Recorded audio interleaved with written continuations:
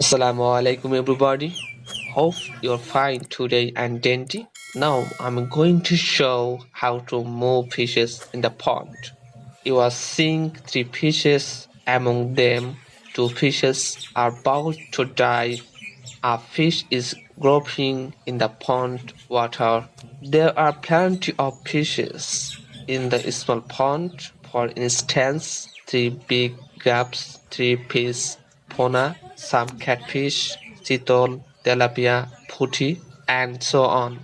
Actually, the structure of fishes is gorgeous. Their body. You are getting to see three grass carp are groping together. It's amazing. This video you are showing that how fishes can move in the pond. Fishes like to stay together.